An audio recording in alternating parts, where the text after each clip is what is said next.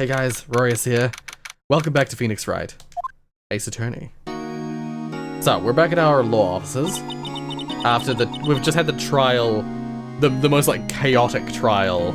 I think it's legit the most chaotic trial we've had so far. Where we just barely saved Edgeworth from a guilty verdict. What was Mr. Edgeworth talking about? A memory of a crime that I committed. A memory of a murder. I think he's just misremembering it. Do you really think Mr. Edgeworth killed? I don't believe it, not Edgeworth. Some painful memory has been troubling him recently, but he'd never take someone's life, never. Nick? Yo, how's everyone doing? The whole mood of the scene just fucking shifted hard. What do you think of my performance today? I had him swooning in the aisles, huh, Maya? Swooning? Me? Oh yes, I do remember that feeling faint. I remember feeling faint. Like, oh my god, we're gonna fucking lose. Right on, tell me the truth. It was like love at first sight, right? Oh my god. Stop it, Larry. Right, Nick? Huh? Me? Well, maybe my heart skipped a beat or two. I think you can do better than that. Come on, I saved Edgeworth in there, dude. Edgy. You guys should be bowing before me, yeah? Bow before your hero. Need I remind you that I'm the one who's fucking defending him? Alright, let's talk to him. Today's trial. Larry, you really helped me out in the trial today. You did! If you weren't there, Larry, I'm sure Mr. Edgeworth would have been found guilty. But seriously, Nick, that boat shop caretaker guy is pretty suspicious. But Edgy ain't off the hook yet. Way to spoil the mood, Larry. Hey, I'm just a guy who's sitting in the audience, you know? But from where I was sitting, Edgy seemed pretty edgy. I mean, can you really know when he's telling the truth about that night? Nick? I don't know. But what I do know is, I'm going to believe in you two until the end. Us two?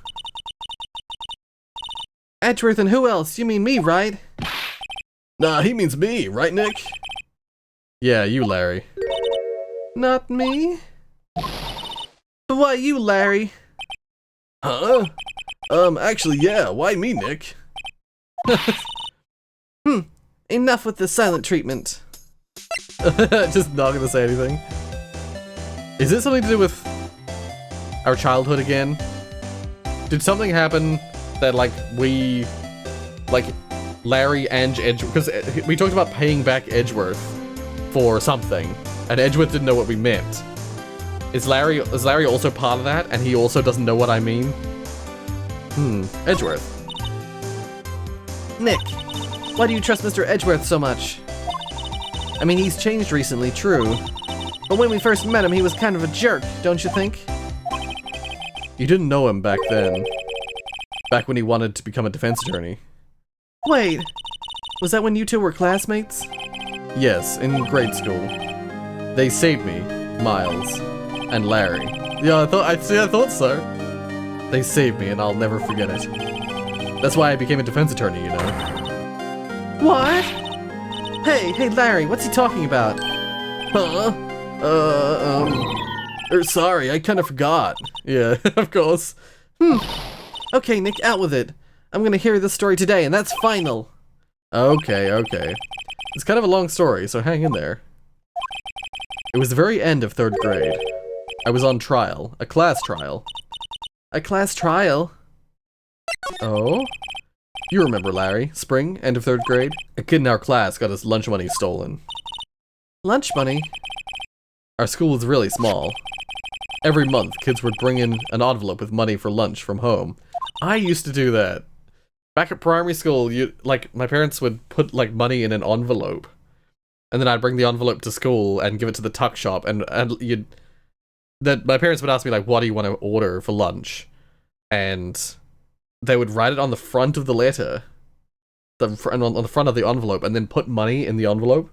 And then I would give that to either the teacher that they passed it on to the tuck shop, or I'd give it to the tuck shop people. That was like a once a week or once a month kind of. No, it was probably It was a once and every now and then, not an everyday thing. But, you know, I'd be able to get a pie or something from the tuck shop. it's really... That's thrown me back. That's a thought I haven't thought for years. They'd put, like, a few coins in the envelope. Write, like, mince and cheese pie or something like that on the front. And then I would hand it to the... I forget if I can't remember if I would hand it to the teacher. And they would pass it on. I have a feeling that you handed it to the teacher, and all the teachers would pass it on to the tuck shop people. The food would get delivered to the classrooms. Yes, because they'd say like, oh, there's an order for this person, an order for this person, an order for this person. It would come in like a basket. Holy shit. This is a really old memory coming back to me. That was because that was always the best part was getting at lunchtime. I don't think you could place orders for morning tea. So at lunchtime, you know, this basket would be there, or like this little pile of food on the table would be there, and it'd have names attached to all of them. And the teacher would like dish them out to all the people who had bought food. And so having your name in that little pile of food was like so cool. It was like, because like I usually had lunch brought. So whenever I was able to get food from the tuck shop, I was always so excited. Other people would have like food all the time from the tuck shop, but I so rarely got food from the tuck shop that it was such an event when that would happen. Whoa, that's we're literally talking 20 years ago. Yeah, I would have been like 7 or 8. Holy shit. Huh, I see. Anyway, this kid's envelope disappeared with $38 still inside. $38? Jesus Christ. The food we were buying was like $2, $3. Jesus, and that's New Zealand currency as well. Oh, yeah, now that you mention it, I do remember that. I can see why you'd forget, though. You were out of school that day. Anyway, the envelope had been stolen during PE class. See, that's the thing with the tuck shop thing, is I feel like you had to hand it to the teacher either before class or like first lesson. You had to hand your envelopes to the teacher, or else they wouldn't be able to get you your food in time. They wouldn't be able to pass it on to the tuck shop, and then, yeah. Something like that. I was coming down with a cold, so I'd skipped PE that day. I was the only one not in class. So, they thought you did it? Yeah, the kids in class said I should be put on trial. Trial? So the next day we held a classroom trial with me as the defendant. I see. I didn't do it. Guilty, he did it. It was you. Thief, give the money back. You're such a meanie. No one play with him. Just admit it, you did it.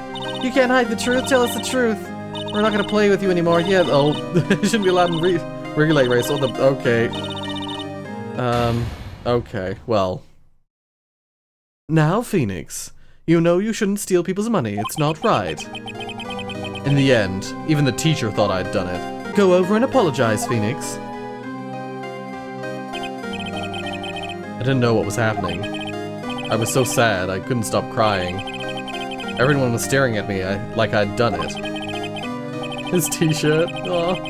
We saw this picture before, by the way. I was waiting for this to come up again. I tried to apologize. I went to where the boy whose money had been stolen was sitting. That's when it happened. I bet this is Edgeworth. Objection. He shouldn't have to apologize. The only thing that belongs in a trial is evidence. Oh, wait, no, that's not. That wouldn't be his voice. Everything else has no place. You should all be ashamed, amateurs. Because his dad is a freaking attorney, so defense attorney. So of course, Miles. Miles? Yeah. It wasn't you who stole my money. It was Miles' money that was stolen. It wasn't you who stole my money, was it? No. Then you shouldn't apologize. Everyone's been shouting you did it, but no one has any proof. That's why, Your Honor, this boy is innocent. But Miles, it was your money that was stolen. Yeah, he did. He's the one. We don't need proof. Make him say sorry.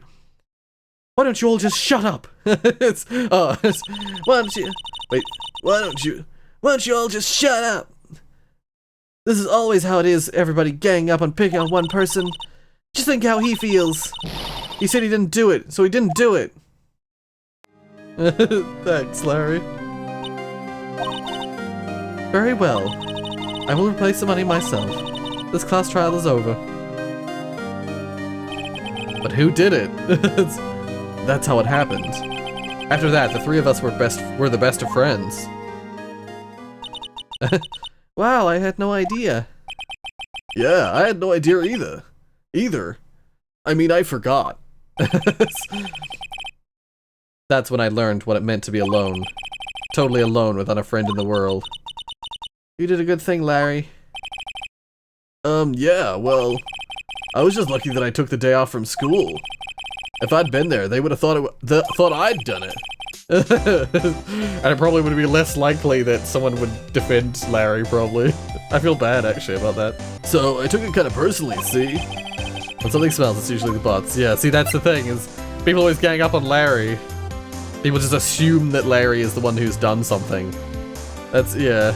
I hope Phoenix stops talking about that, like if something stinks, it's usually the butts thing, because it reflects that whole history right there. After the trial.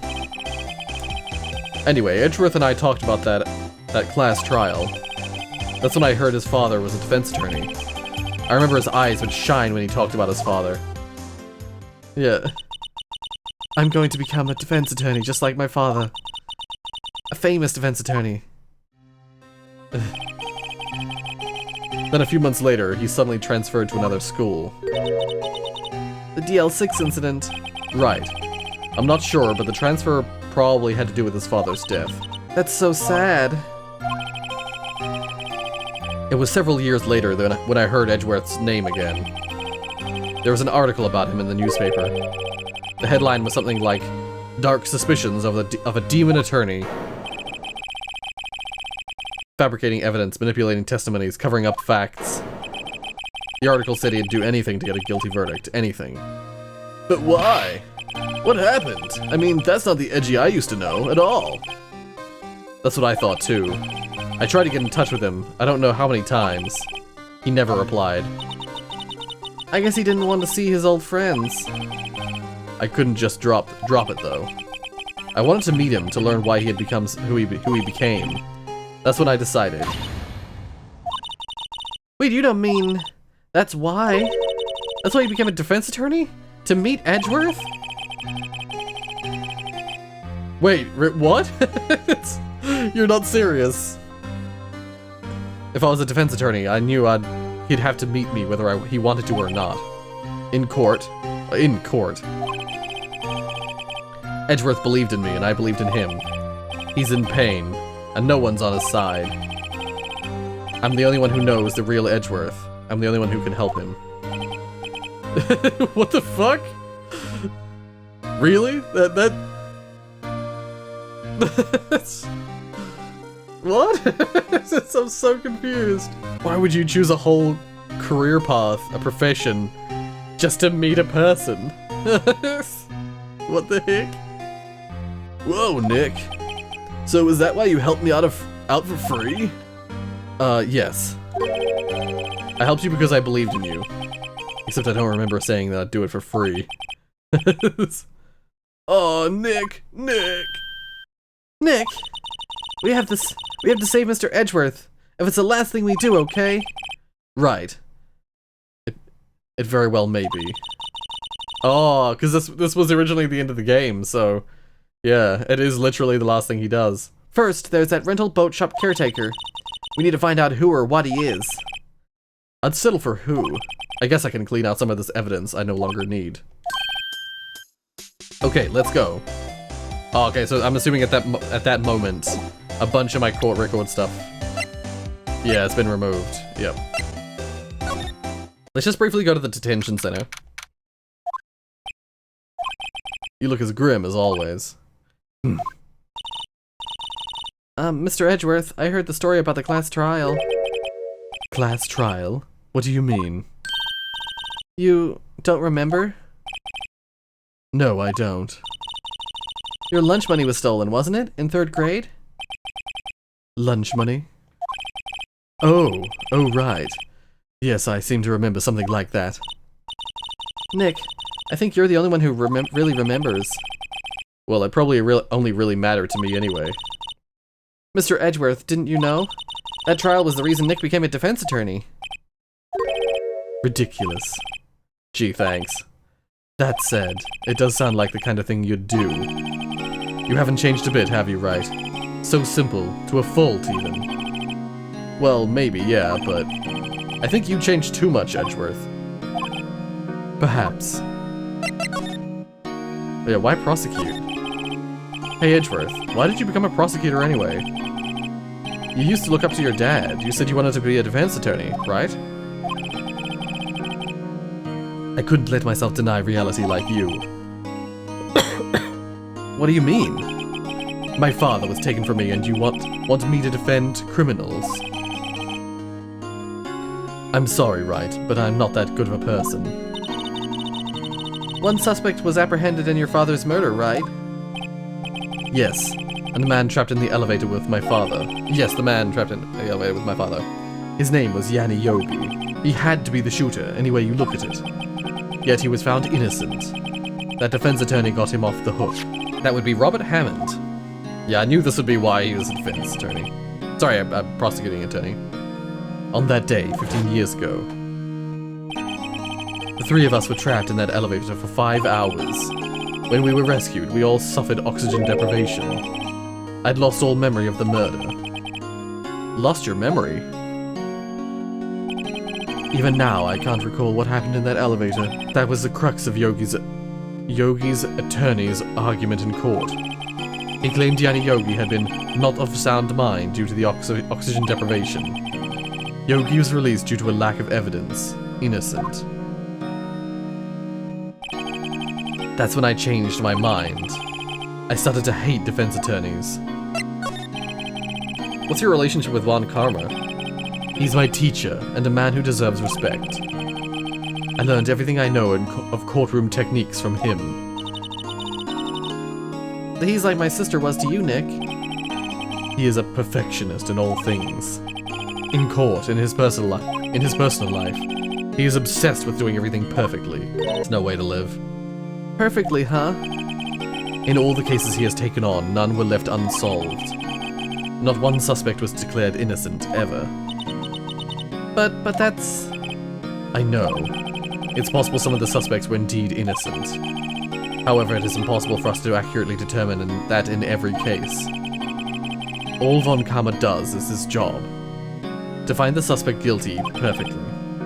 In any case, it's nigh well impossible to find a weakness in him. Should a weakness appear, he would do everything in his power to make it go away. Edgeworth, if what you're saying is true, you're headed for a guilty sentence tomorrow. He's right! Now's no time to praise the enemy, Mr. Edgeworth. It's a strange situation in which I find myself, I'll admit. No kidding. Yeah, it's like, you are exactly in the scenario for why yours and your master, Von Karma, tactics are bad. Don't you see it? Let's go to the here. It's police department. Looks like Detective Gumshoe hasn't gotten back yet. Gumshoe, he won't be coming back today. Oh, really? He said there was some guy he had to arrest by tomorrow. The boat shop caretaker. He shouted something about catching him if it's the last thing I do, pal. Good luck, Gumshoe. Yeah. I hate how you can't go to Grossman's office from the oh. Hey, pal, long time no see. I wasn't expecting to see him here. Oh, Detective Gumshoe. Close one today, eh? I got so worked up I snapped my tie in half. Oh, sorry about that. No problem, pal. Thanks to you, we now know who really did it. You mean the boat shop caretaker? Look, I'll make you a promise. I'll have that scoundrel in my custody by trial tomorrow. Come what may. It's my duty to you as a police officer. Now I'm off to catch me a criminal. Detective Gumshoe sure is active today. Oh, one other thing. Eat. No one can go into the woods today. The woods? Where Lotta was camping? The woods are off limits to camping, and apparently the park ranger found out. He got pretty mad. No one could go in for a while. I guess Lotta's in a lot of trouble. Well, anyway, I'll be seeing you tomorrow. Alright. I can't go to Grossberg's office from here either. Interesting. Let's head inside. Huh? The steel eyesore is missing. Eyesore? Looks like the hot dog stand is closed too. I guess Larry's too busy worrying about Mr. Edgeworth to show up for work. I'm assuming we're gonna investigate the boat rental place. That old caretaker got away. Yep. I never imagined he might be the real murderer. Ahem. Wait, is that, Grossberg?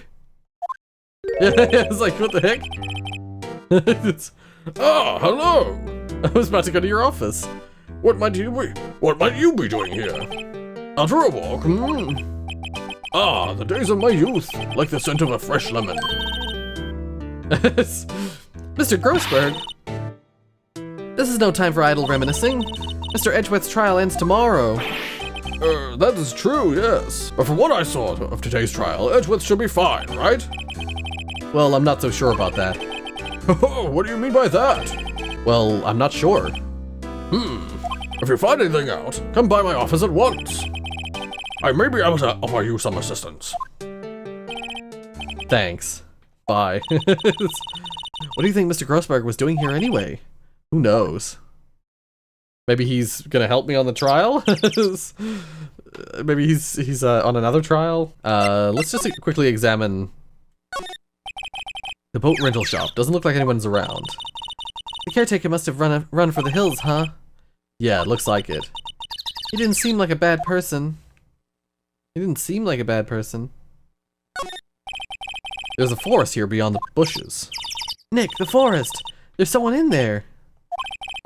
You're right, there's a few policemen in there. Ah, right, yeah. They must be looking for the caretaker. Good luck. Let's go in the shack. So is this when we're actually going to be able to unlock the safe? Oopsies. Hit my controller against the desk. Nobody's home. Hello? Hello? Squirrel? Hey, it's Polly. I wonder where your owner's gone, Polly. Hello? Hello? Squirrel? I like watching my mic to make sure I'm not peeking the mic like I was last time. I can't believe he'd run off and leave his poor parrot to fend for himself. We get it. Every time they spoke. That reminds me, Nick. Polly here knows the number to the safe, right? Yeah, that's right. Polly, what's the number to the safe? 1228. What? Let's open it, Nick, come on. I'm sure there isn't any money in there. Aww. But hey, he keeps it locked, right? So there must be something of value in there. I'm not so sure. Okay, Nick, let's see what's in there. I guess there might be a clue or two. The only thing in here is a letter. A letter? Aw, boring. There's no name or signature on this thing. It's handwritten in very precise, clear letters. Get your revenge on Miles Edgeworth. Edgeworth? Nick! Why would Mr. Edgeworth's name be on here? How should I know?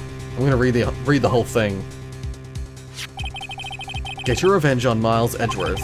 It also says this is your last chance. Now is the time to get revenge on the two men who ruined your life. The rest of the letter goes on to describe the murder plot in detail. How to kill Robert Hammond and frame Edgeworth. Yeah, because remember how at the start of the story, they talked about how the murderer, or the suspect that got let free for the murder of Miles's father, he went into hiding after he got declared innocent, and Phoenix said something along the lines of, yeah, I can't imagine it would be easy to go on in a normal life after being a suspect on such a high-profile case. So his life being ruined by these two people, like, I mean, I don't know about the Edgeworth thing, but his life being ruined by, like, Hammond and Edgeworth's father would make a whole lot of sense. But why Edgeworth? Why the kid? Unless he was innocent and he thought Edgeworth had killed his own father and then he was being blamed for it. And so maybe there was another murderer, or maybe he like was convinced that he didn't murder his Edgeworth's father, but he actually did. And so he thinks that Edgeworth was the one who did it. You know, killed his father. Something like that. Calling Edgeworth out to the lake, getting on the boat, firing twice. This is exactly what I figured out today in court. It's all here in perfect detail. That's a huge piece of evidence. What do you think it means, Nick? I don't know, but it looks like these are instructions for that caretaker. When he killed Robert Hammond and called out Edgeworth, he was following instructions. But who could have written that letter? And what does it mean to get revenge on Miles Edgeworth? Look, I don't know, okay? But one thing's for certain. This letter is an amazing clue. Yeah. Letter from the safe added to court record. Yeah, I thought that'd be important. There's nothing left in the safe. I wonder why the caretaker didn't take the letter with him. He left in a hurry, right? I don't think he's even came back here after the trial. Ah! What's wrong? Huh? Oh, never mind. What? Tell me. Just when I saw the TV, I remembered. They're showing a Pink Princess special this week. Oh? See? That's why I didn't want to tell you. I see. It's just, like, not important to me. It doesn't look like he used this kitchen much. You're right. I guess the whole pasta restaurant thing was a lie. What, you thought he was telling the truth? It's rather odd. Say, Nick, don't people usually put pictures of fish up on the wall to boast about them? Yeah, I guess so. You mean pictures of the fish they caught, right? Right, but don't all the fish on the wall look really punny to you? Well, you know what they say. You should have seen the one that got away. Well, puny, not punny. I read it as punny. Except the one that got away from us was the caretaker, and we did see him. Why do I feel like we're having two different conversations here? Maybe I should take care of Polly, Nick. You probably shouldn't just kidnap her. The police know about her anyway. I'm sure they'll do something. Well, okay. Sorry, Polly. He says I can't take you. Great, now the bird's gonna hate me. I see. Right, well, I think that's it, basically. That's it for this room. I'll have to go back to the law office. One day left, Nick. Yeah, I know. Well, no time to waste. Let's get going. I have to move back here before I can go to Grossberg. Okay. This is the piece of evidence. He's out again. When does he work, anyway? Nah, don't be harsh. Guess we'll have to come back later. Oh, but I have the piece of evidence. Present the letter. Maybe I present... this? Boom. Edgeworth. See this letter? This came out of the safe in the shack where the boat rental caretaker lives. I see. Revenge on me. Who is that old guy anyway? I don't know. Could he be an innocent defendant who got declared guilty or something? Nice, right, but I don't remember that old man. Not at all. So he was following this letter, then. Which means there was someone else behind it. Yep. Now is the time to get revenge on the two men who ruined your life. Two men, meaning myself and Robert Hammond. It also says this is your last chance. Last chance. Wait, maybe. Maybe he's talking about the statute of limitations on DL6 incident. Wait, that old man. What is it? Do you know who he is? Yogi. Could it be Yogi? Yogi? The suspect in the DL6 incident. The one who was found innocent. Yes. Yay! Yanni Yogi was a court bailiff at the time. We just happened to be in that elevator together 15 years ago.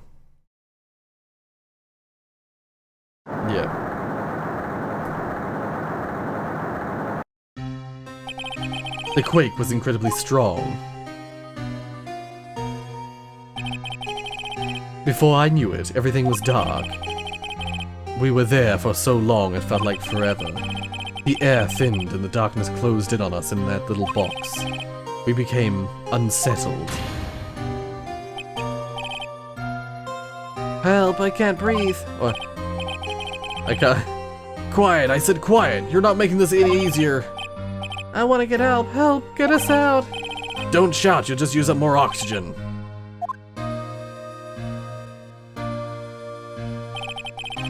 That's all I remember. When I came to, I was in a hospital bed, staring up at the ceiling. In court, Yanni Yogi's mental condition was called into question. They claimed the oxygen deprivation and stress had caused temporary insanity.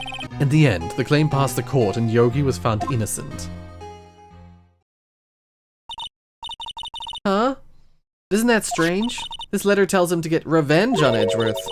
Why would he want to take revenge on you? Right. Yeah? There's something that's been troubling me these last few days. I didn't know whether or not I should tell you. You mean the nightmare? It's a nightmare I've had. A memory of a crime that I committed. A crime you committed? A memory of a murder. That was at the end of the last episode, yeah. I think the time has come to tell all. For the last 15 years, I've had the same dream almost every night. I wake up in a fearful sweat every time. What kind of dream? It's a dream about my father's killing in the dark. Help, I can't breathe. Quiet, I said quiet. You're not making this any easier. I want to get out. Help, get us out. Don't shout, you'll just use up more oxygen. I can't breathe. You're using up my air. What? Stop breathing my air. I'll stop you. Ah! Wait, who's talking? What are you? Stop breathing my air. No, father. He's attacking father. And I see the pistol lying by my feet. I don't know if it was evidence from that day in court or the bailiffs. In a daze, I pick up the pistol. Get away. Get away from my father. Oh, okay, so it was the bailiff who was saying, like, you're breathing my air.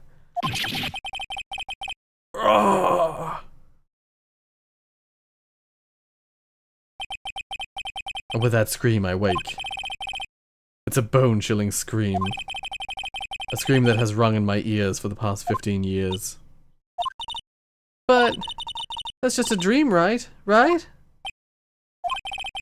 That thought is the only thing that has kept me sane for the last 15 years.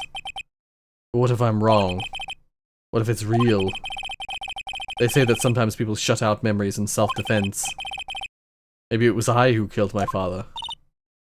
What? If you think about it that way, this letter makes sense.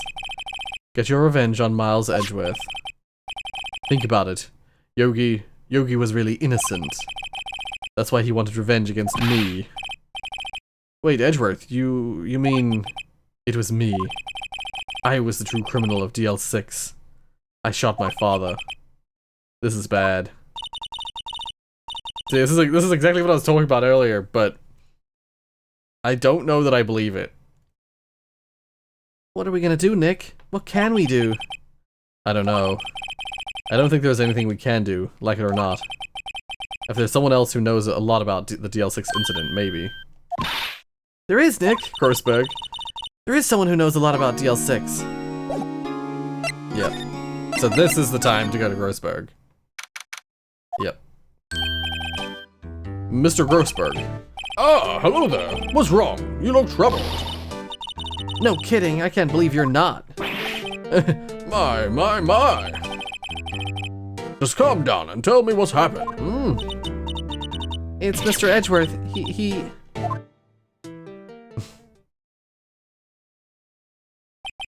I see. So Edgeworth dreamt he shot his own father? It's only a dream. Only a dream.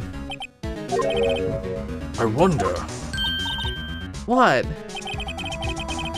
If that's the case, Then why do you two look so troubled? Well... Also, consider this. Yogi quite certainly holds a deep grudge against Miles Edgeworth. So deep he'd want to frame him for murder. This leads me to surmise that Mr. Edgeworth's dream was not a dream, it was real. As you imagined. Miles Edgeworth threw the pistol to save his father. The pistol fired and the deed was done. And that would make it an accident rather than a murder. No, I don't believe it. Yogi was suspected of murder, and his career as a bailiff was irrevocably wrecked. Thus, he sought revenge on Miles Edgeworth. This was his chance, of course, with the statute of limitations so close. Gregory Edgeworth. What do you know about Edgeworth's father? He was a defense attorney without peer. It sounds trite, but it's true. Well, no, he may have had one peer now that I think about it. Your mentor, your Faye. My sister? Gregory Edgeworth was very disapproving of Mr. Von Karma's techniques. That's no surprise. Von Karma is an extreme man. Forged testimonies and evidence are nothing to him. The result is a perfect win record in court. To beat him, Gregory Edgeworth tried to call attention to his methods. And? He lost. And died in despair, as it were. I see. So, could it be that Von Karma sent the caretaker the letter?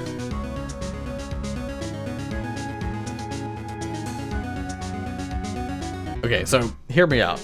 In the back of my mind, I'm like, what if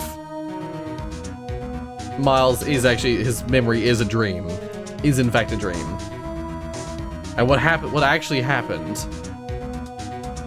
was that someone, but then who would it be?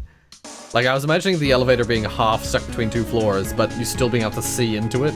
It looks like there's windows in the elevator, so you might be able to see into the elevator from one of the floors. There'd be glass broken if that was the case. Yeah, no, never mind. It's probably how they've described it. The spirit medium. When Gregory Edgeworth was killed, the police called on a spirit medium. That was your mother, Misty Faye. Why would they need a spirit medium if there's only 2 people in the elevator? Yeah, I mean, I guess because their minds were foggy from the lack of oxygen. I am Gregory Edgeworth. I have been killed. The one who shot me was the bailiff Yanni Yogi. Yet Yogi was found innocent. I wonder if it's because, like, if you believe, I mean, Mia has literally talked through Maya, so if you believe what the medium says, and that she's able to actually able to contact the dead, then theoretically, Gregory might actually think that the bailiff shot him, even though it wasn't the bailiff, because ultimately Gregory would just be a witness. That's when my mother left us. Everyone called her a fraud. That's right. Everyone thought she was, you see. Yet, now that I think about it, it seems the one who lied was Gregory Edgeworth's ghost. Yeah, but it's like, it could have also been that he didn't lie, but that's just what he thought thought happened, because it was dark. Gregory Edgeworth must have known who shot him. I don't believe it. So you're saying he falsified his testimony? That Edgeworth's dad lied to protect his son? It's only a possibility, mind you. But a possibility nonetheless.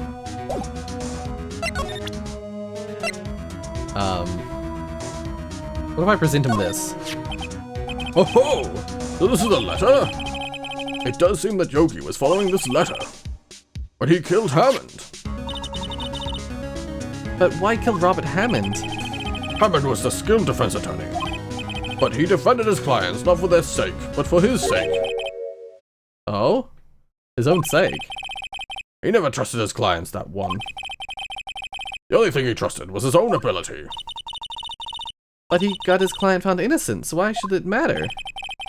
Actually, my dear, it's quite different. He won that innocent verdict for no one but himself. Yogi was a free man, but socially he was ruined. Huh? You'll understand soon enough. Wait. What is it? This letter. I've seen this handwriting somewhere before, a long time ago. Whose handwriting is this? This is I'm pretty sure.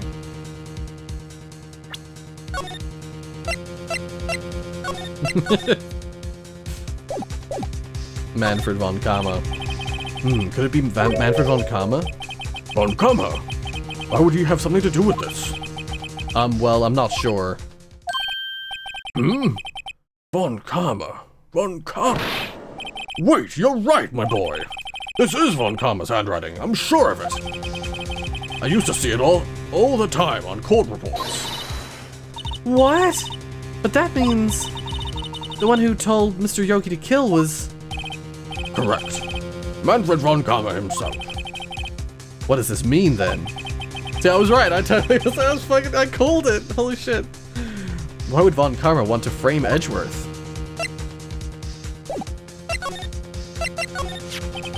If it truly was von Kama who wrote this letter, then he would know the truth. He would know that Miles Edgeworth had accidentally killed his own father. He'll say as much tomorrow in court, I should think. He'll press the point until the court finds Miles Edgeworth guilty. Oh no. But how could von Kama know about Mr. Edgeworth's past like that? Even Mr. Edgeworth thought it was just a nightmare. That I do not know.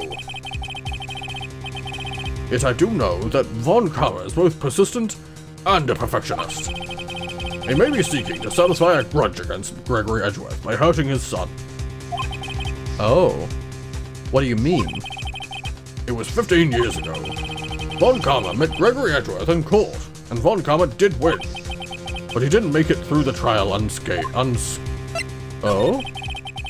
I read that as unscathed, but it was some other... unscarred, I think he said. What happened in the trial between Edgeworth's dad and von Kama? Von Kama got the guilty verdict he wanted. He won the trial. But Gregory Edgeworth accused von Kama of faulty evidence. And though he lost the trial, Mr. Edgeworth's accusation stood. Faulty evidence? It was the only penalty von Kama has ever received in his career as a prosecutor. Gregory Edgeworth dealt a blow to his perfect trial record. Wow. It must have been quite a shock for von Kama. He took a vacation for several months after that, you see. This is why I'm thinking that the murder was, like, predetermined. I'm convinced that von Kama is behind the murder of Gregory Edgeworth as well. That's what I was going to say before, but I was, like, thinking about it. I was, like, talking about what level the elevator was on and whether you could shoot someone through the elevator from outside the elevator. I'm convinced that Gregory was killed. Like, Gregory's death is related to von Kama and his feelings towards Gregory. A vacation? Yes, an unusual event for the man. That was the first and the last vacation he's taken in many years of prosecuting. Really? He doesn't take vacations? Like go to the sea or to the mountains? Don't tell me he's never been to Europe. You have strange ideas about vacations, Maya. In any case, that was the only time he took a vacation from work. I believe the penalty upset him quite a lot. Odd. If he wanted to keep a perfect record so badly, why would he take such a long vacation? What do we do, Nick? Von Kama is going to bring up DL6, you can bet on it. What if Mr. Edgeworth pleads guilty to DL6? I won't let him. Yes, Mr. Wright. I hate to say this, but even accidental murder is murder, you know? But he was he was a child. That would make it, like, when it happened, he was a child. And therefore, like, he wouldn't serve time for that. I know that. I just believe in Edgeworth's innocence. I can't believe he'd kill someone. But Nick, Mr. Edgeworth admits it himself. His father must have lied to protect him from beyond the grave. I don't care. I know he's not guilty. Mr. Wright, if you say so, I suppose I could go check again. The police files might hold something of interest. Mr. Grossberg, thank you. I can't promise anything. In fact, I think the chances of finding something are slim. I understand. The police materials, yeah. I think we're out of time for today. As much as I want to go over to... I'll just move over to the detention center. Not the detention center. The criminal affairs department. We'll start here in the next episode. Because I'm sure... we're gonna find out there's a big old conspiracy to do with Manfred von Karma, Gregory Edgeworth, Miles Edgeworth, Yanni Yogi. There's a huge conspiracy going on with a group of them. I was convinced pretty early that I was like, oh, maybe as soon as I brought up von Karma and Gregory as like as opponents, I immediately thought, I wonder if von Karma was involved in Gregory's death. Yanni was just caught in the crossfire. And, like, out of spite or something, von Karma sent him this letter. Sent Yanni this letter to get rid of Hammond and Miles, because they're kind of the last threads. Other than Yanni himself, they're the last threads of evidence that could be used against Manfred to prove that he was involved in the death of Gregory Edgeworth. Something like that. I have that feeling. But we'll find out more in the next episode, won't we? If you like what you saw, hit like. If you want to see more from me, then subscribe. Thank you so much for watching. And until the next episode of Phoenix Wright Ace Attorney.